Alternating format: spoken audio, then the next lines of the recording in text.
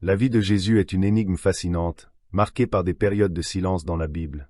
Si les Écritures se concentrent principalement sur les moments publics de sa vie, notamment sa mort et sa résurrection, une période entre son enfance et le début de son ministère soulève de nombreuses questions. Que s'est-il passé entre 12 et 30 ans de Jésus? Et qu'est-il advenu de ses disciples et de sa mère, Marie, après la crucifixion? Que se passerait-il, par exemple, si l'histoire de Jésus incluait des voyages mystérieux dans des contrées lointaines, comme l'Angleterre? Beaucoup de ces questions sont abordées par des légendes et des traditions anciennes, qui offrent un récit alternatif et plein de mystères, reflétant une version de l'histoire que beaucoup ignorent. Le voyage de Jésus et de Joseph d'Arimathie. L'une des histoires les moins connues implique le jeune Jésus voyageant avec son grand-père, Joseph d'Arimathie, un riche marchand et négociant en métaux précieux, vers des terres lointaines, comme la Grande-Bretagne. Ces légendes, transmises de génération en génération, suggèrent que Jésus n'a pas seulement vécu en Israël, mais l'a également exploré d'autres endroits, apprenant auprès des plus grands maîtres de l'époque. Bien que la Bible ne relate pas ces événements, les traditions anciennes parlent d'un voyage qui a mené Jésus en Angleterre, où Joseph, grâce à ses relations commerciales, a établi un lien avec les habitants locaux. Ces voyages sont décrits dans certains textes et légendes, principalement à partir de sources chrétiennes médiévales et de traditions orales passées inaperçues par l'histoire officielle. Selon ces récits, Joseph d'Arimathie aurait emmené Jésus, encore jeune, lors de ses voyages commerciaux, lui montrant le monde au-delà d'Israël. Dans l'un de ces récits, lui et Jésus auraient établi le premier centre chrétien hors d'Israël à Glastonbury, en Angleterre, vers 63 après Jésus-Christ, bien avant la construction de toute église connue à l'époque. Le mystère post-crucifixion. Après la crucifixion de Jésus, les Écritures parlent d'un petit groupe de disciples et de fidèles qui sont restés loyaux. Mais qu'est-il arrivé à ces derniers après cet événement central de l'histoire chrétienne? Les légendes suggèrent que, pour éviter d'autres persécutions et morts, Joseph d'Arimathie, Marie, la mère de Jésus, et plusieurs des disciples ont été secrètement secourus par les Romains. Au lieu d'être tués, comme beaucoup pourraient s'y attendre, ils ont été placés sur un bateau, sans rame ni vivre, à la dérive en Méditerranée, dans un acte qui semblait être une condamnation à mort certaine. Cependant, dans un revirement miraculeux, le bateau n'a pas coulé.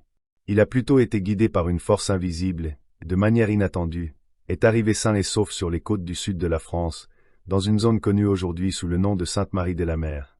Cet événement est devenu partie intégrante d'une légende de survie et de divinité, mais aussi l'une des plus grandes histoires non racontées de la tradition chrétienne.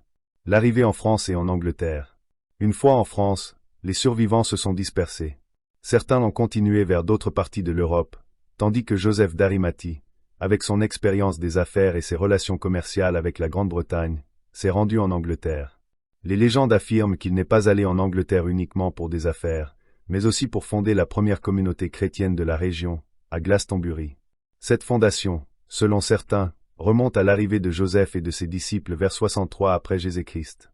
Bien que ces événements ne soient pas largement discutés dans les sources chrétiennes traditionnelles, les légendes indiquent que le travail de Joseph d'Arimathie en Angleterre a contribué à diffuser le message de Jésus plus largement, bien avant que l'Église romaine n'ait officiellement établi le récit dominant.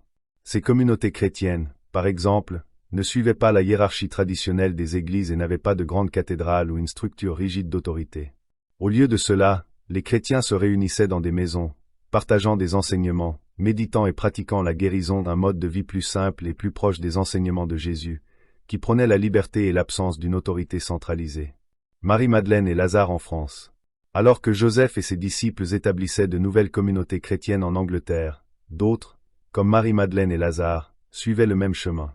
Marie-Madeleine, souvent associée à une vie de rédemption et aux enseignements profonds de Jésus, a voyagé en France. Là, elle a continué à répandre les enseignements du Christ, contribuant à fonder une communauté chrétienne qui prospérait au cours des siècles, loin de la supervision directe de l'Empire romain. Lazare, un autre des disciples proches de Jésus, est également crédité d'avoir établi un autre centre chrétien dans la région. Ensemble, ces premiers disciples du Christ ont semé les graines de la chrétienté ancienne, loin du pouvoir impérial de Rome, mais toujours profondément liés à la mission de Jésus. Ces petites communautés grandissaient silencieusement, créant un christianisme plus libre et moins soumis au contrôle institutionnel centralisé. L'héritage des communautés chrétiennes anciennes. Des preuves archéologiques et des archives historiques indiquent que ces communautés chrétiennes anciennes, dont beaucoup ont été établies en France et en Angleterre, ont des legs durables jusqu'à aujourd'hui. Dans des endroits comme Glastonbury et Sainte-Marie-de-la-Mer, des vestiges d'une chrétienté primitive et non institutionnalisée sont encore visibles, témoignage d'une époque où le christianisme a fleuri de manière plus organique et décentralisée. Les traditions qui parlent de ces voyages et de ces communautés peuvent être considérées, par beaucoup, comme des légendes ou des histoires non confirmées, mais on ne peut nier que ces récits font partie d'une riche tapisserie de folklore qui relie le christianisme à des endroits éloignés d'Israël. L'histoire officielle de l'Église romaine, qui s'est formée après la mort de Jésus, a choisi de se concentrer sur un récit plus centré, recherchant une doctrine unique et unifiée. Pour cette raison, beaucoup de ces histoires ont été mises de côté, ne s'intégrant pas à la version institutionnalisée qui prévaudrait pendant des siècles. La recherche de connaissances perdues. Ces récits occultes de Jésus et de ses disciples offrent une manière alternative de regarder sa vie et sa mission. Dans un monde où beaucoup se sentent perdus et cherchent des réponses plus profondes, les légendes sur les voyages de Jésus, de Joseph d'Arimathie, de Marie-Madeleine et d'autres disciples peuvent offrir des aperçus précieux à ceux qui recherchent la clarté et la direction. La véritable histoire de Jésus, bien qu'incomplète dans les textes bibliques, résonne encore dans de nombreuses parties du monde, dans les lieux que lui et ses disciples auraient visités. Bien que l'histoire officielle de l'Église ait établi un chemin clairement défini, les traditions orales et les découvertes archéologiques continuent de mettre en lumière les aspects moins connus de la vie du Christ et de ses disciples. Pour beaucoup, cela offre une nouvelle voie de compréhension, un voyage de foi qui transcende les limites de l'histoire écrite. Les histoires non racontées sur Jésus et ses disciples, comme son éventuel voyage en Grande-Bretagne et la création de communautés chrétiennes hors d'Israël, remettent en question le récit établi par l'Église au cours des siècles. Bien que ces légendes puissent être difficiles à confirmer, elles offrent un aperçu unique du christianisme primitif, où le message de Jésus était vécu de manière plus personnelle et décentralisée. En fin de compte, ces histoires non seulement enrichissent l'héritage du Christ, mais nous rappellent également que la connaissance perdue peut être une clé importante pour une compréhension profonde et transformatrice. L'histoire de Jésus, de ses disciples et des premiers chrétiens est pleine de lacunes, d'omissions et d'événements qui n'ont pas été enregistrés dans la Bible ou dans les sources historiques que nous connaissons aujourd'hui. Beaucoup de ces lacunes concernent les voyages et les activités menées par Jésus et ses disciples après les principaux événements relatés dans le Nouveau Testament. Un exemple de ceci sont les légendes qui suggèrent que Jésus aurait voyagé vers des endroits lointains, comme l'Angleterre et la France, pendant sa jeunesse et même après sa crucifixion. De tels récits, bien qu'absents des Écritures, ont survécu au cours des siècles par le biais de traditions orales, de textes anciens et de registres archéologiques. L'omission d'histoires cruciales. Le canon officiel de la Bible, tel que nous le connaissons, n'inclut pas certaines des histoires les plus mystérieuses qui ont émergé au fil du temps. Ces récits, comme celui de Jésus voyageant en Angleterre avec son grand-père Joseph d'Arimathie ou les voyages de ses disciples en France, ont été systématiquement omis ou mis de côté. Cette exclusion a conduit à la perte de la compréhension de certains aspects de la vie de Jésus et de ses disciples. Cependant, l'absence de ces événements dans les Écritures ne signifie pas qu'ils ne se soient pas produits.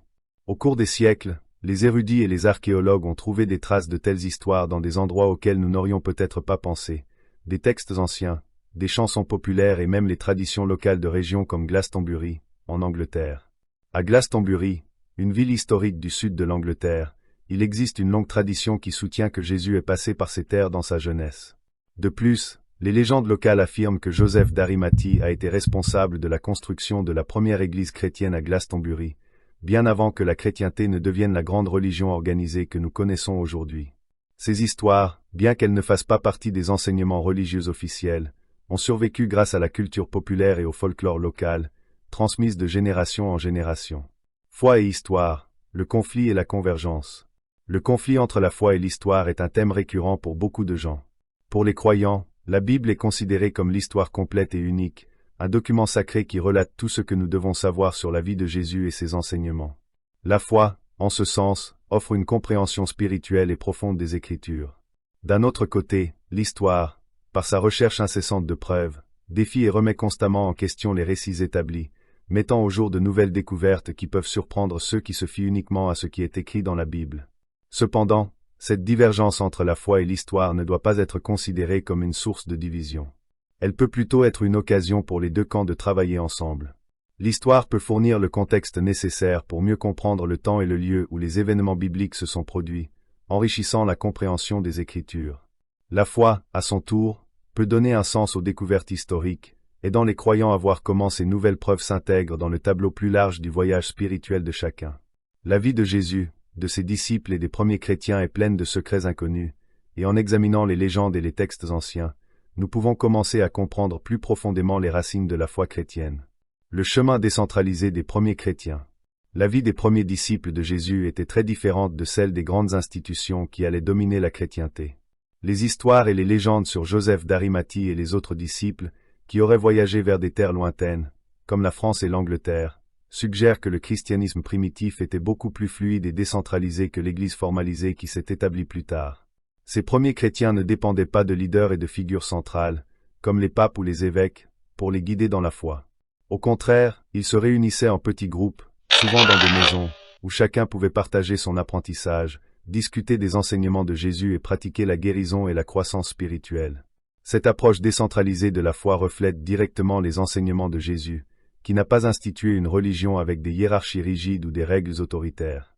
Pour les premiers chrétiens, la connexion directe avec Dieu était un principe fondamental, et chaque individu avait le pouvoir d'interpréter les enseignements de Jésus à sa manière. Ce style de pratique chrétienne ne se préoccupait pas de la conformité ou de la centralisation du pouvoir, mais se concentrait sur la liberté spirituelle et l'inclusion de tous les membres de la communauté. Cependant, à mesure que la chrétienté a grandi et s'est répandue, le besoin de structure et d'organisation est devenu évident. L'Église, qui était initialement un réseau de petites communautés informelles, a commencé à adopter une hiérarchie plus rigide. Des leaders religieux, comme les évêques et les papes, ont commencé à jouer des rôles plus centraux, et l'Église s'est transformée en une institution avec des règles et des dogmes fixes. Ce processus d'institutionnalisation et de centralisation du pouvoir a eu des implications profondes pour la pratique de la foi. La transition vers l'Église organisée. Avec la formation de l'Église romaine et l'établissement d'une hiérarchie de pouvoir, la liberté dont jouissaient les premiers chrétiens a commencé à être restreinte. L'autorité religieuse a été concentrée entre les mains de quelques-uns, et le message chrétien a été contrôlé et façonné par cette nouvelle structure. Les réunions informelles et décentralisées, où les chrétiens se réunissaient dans des maisons et partageaient librement leurs interprétations des enseignements de Jésus, ont cédé la place à de grandes cathédrales et temples, où la foi a commencé à être pratiquée sous la supervision d'un leadership centralisé. Ce changement n'était pas seulement organisationnel, c'était une question de pouvoir. La centralisation de l'autorité religieuse a permis à l'Église de contrôler le message et de garantir que tous les fidèles suivaient les mêmes enseignements. Bien que ce processus ait contribué à la croissance et à l'expansion du christianisme comme religion mondiale, il a également entraîné la marginalisation des voix individuelles et des interprétations personnelles de la foi, qui jouaient auparavant un rôle central dans la pratique religieuse. L'héritage d'une foi décentralisée. La transition du christianisme vers une religion plus formalisée et hiérarchique n'a pas effacé les souvenirs des pratiques anciennes, mais a profondément changé la façon dont la foi était vécue. Le mode décentralisé d'adoration et de vie spirituelle des premiers chrétiens, où chacun pouvait s'exprimer et apprendre les uns des autres, a été remplacé par un système plus rigide, dans lequel l'autorité centrale décidait de ce qui pouvait être enseigné et pratiqué. Malgré cela, l'héritage de ces pratiques anciennes est encore présent dans certaines des histoires et légendes non racontées, qui parlent du christianisme primitif. Ces histoires remettent en question la compréhension traditionnelle de la façon dont la foi chrétienne s'est répandue et de la façon dont les premières communautés chrétiennes ont vécu. Elles nous rappellent qu'au début, le message de Jésus a été partagé de manière organique et inclusive, loin des structures rigides qui allaient plus tard dominer l'Église. Les découvertes historiques et les légendes préservées au fil des siècles nous offrent un regard alternatif sur l'histoire chrétienne, suggérant que la véritable essence de la foi chrétienne a pu être plus fluide et personnelle que nous ne l'imaginions. En explorant ces récits oubliés, nous pouvons mieux comprendre comment le christianisme s'est répandu, non seulement comme une religion organisée, mais comme un mouvement spirituel qui a permis à chaque individu de vivre sa foi de manière directe et personnelle. Au premier jour du christianisme, la pratique de la foi était marquée par une décentralisation unique, où la religion n'était pas sous le contrôle d'une seule institution ou hiérarchie. Cette approche reflétait une philosophie plus flexible, organique et personnelle, permettant aux croyants d'explorer leur spiritualité plus librement.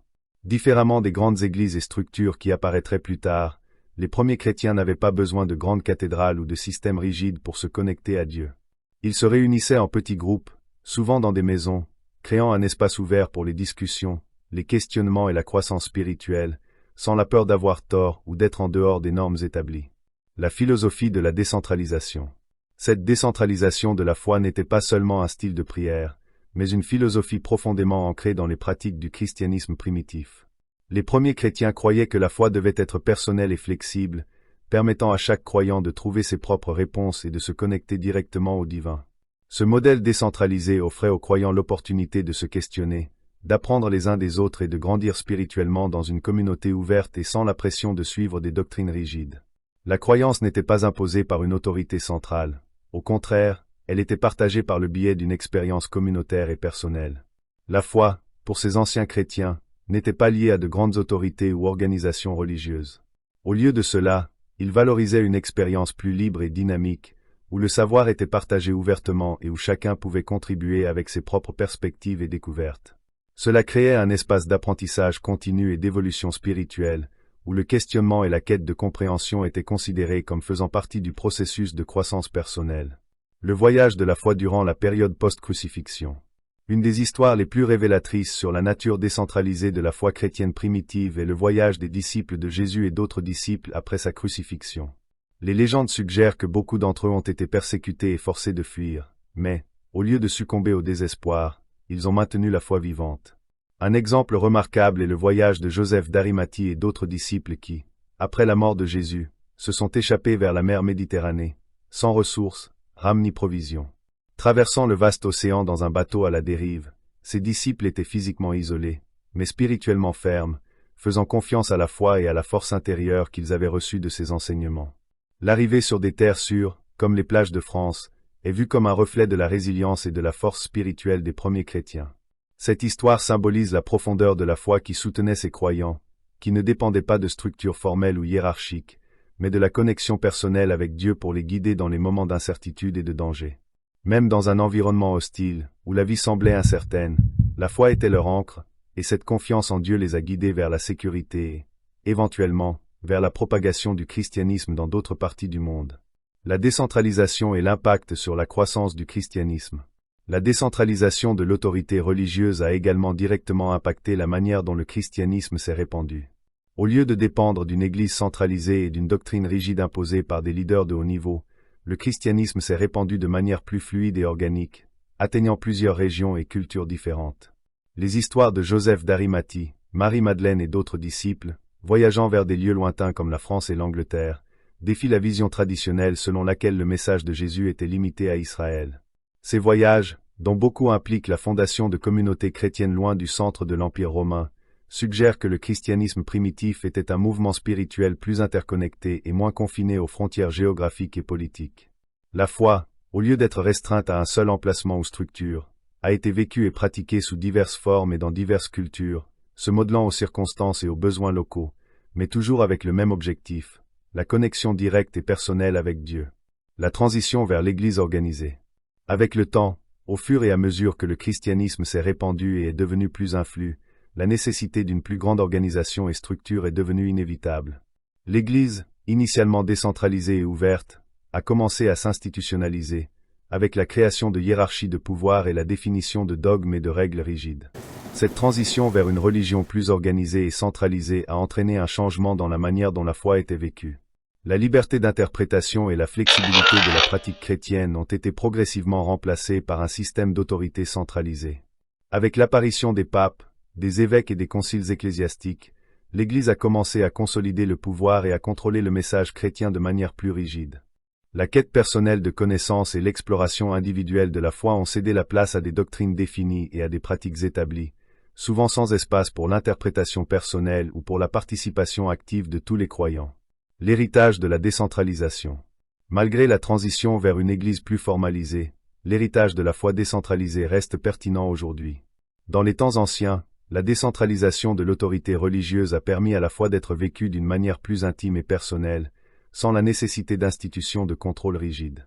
Cette approche a offert aux premiers chrétiens une liberté unique pour explorer et exprimer leur spiritualité de manière authentique et sans les limitations imposées par les hiérarchies religieuses. Aujourd'hui, nous pouvons apprendre de ce modèle décentralisé, qui valorise la recherche continue de compréhension, la liberté de questionner et l'importance de la connexion personnelle avec le divin. La foi n'a pas besoin d'être confinée à un ensemble fixe de règles ou de pratiques. Au contraire, elle peut être un voyage en constante évolution, où chaque individu a l'opportunité de s'approfondir dans sa relation avec Dieu, de partager avec la communauté et de trouver des vérités qui résonnent avec sa propre expérience spirituelle. Conclusion. Embrasser la diversité dans la foi. La décentralisation de la foi chrétienne, qui a permis aux premiers chrétiens de vivre leur spiritualité de manière si fluide et personnelle, nous offre une leçon précieuse aujourd'hui. En embrassant l'idée que la foi peut être vécue de différentes manières et dans différents contextes, nous pouvons nous reconnecter à l'essence du message de Jésus. La recherche de réponses, l'exploration du divin et le respect des différentes interprétations sont des aspects fondamentaux d'une foi authentique et partagée. Nous nous souvenons ainsi que la foi n'a pas besoin d'être fixée ou contrôlée par une autorité centrale. Elle peut être une expérience vivante et en constante croissance, où chaque personne a un rôle actif dans son voyage spirituel. Et, en faisant cela, nous maintenons vivantes les leçons et les histoires de ces premiers chrétiens, qui ont vécu de manière décentralisée et croyaient que la véritable connexion avec Dieu transcende les institutions et les dogmes rigides. Les questions que nous posons aujourd'hui ont le pouvoir d'ouvrir des portes vers les vérités de demain. Ces histoires cachées de l'Antiquité ne refont pas seulement la manière dont nous comprenons le passé, mais nous invitent également à réfléchir sur ce que la foi signifie pour chacun de nous dans le présent. Elles nous défient de voir la spiritualité non comme quelque chose de fixe et d'immuable, mais comme un voyage personnel en constante évolution. La recherche de la vérité et le questionnement des récits établis sont fondamentaux pour une compréhension plus profonde de notre propre foi et de l'histoire qui nous a façonnés. Les leçons que nous pouvons apprendre des histoires non racontées, comme celle de Jésus et de ses premiers disciples, continuent de résonner et d'inspirer ceux qui sont disposés à explorer et à réfléchir. Merci de nous avoir regardés jusqu'ici. Si vous avez senti que ce voyage avait du sens pour vous, abonnez-vous à notre chaîne et faites partie de cette communauté d'apprentissage et de découverte. Ensemble, nous pouvons continuer à rechercher les vérités cachées et à trouver de nouvelles perspectives sur ce que la foi signifie dans nos vies. À la prochaine vidéo.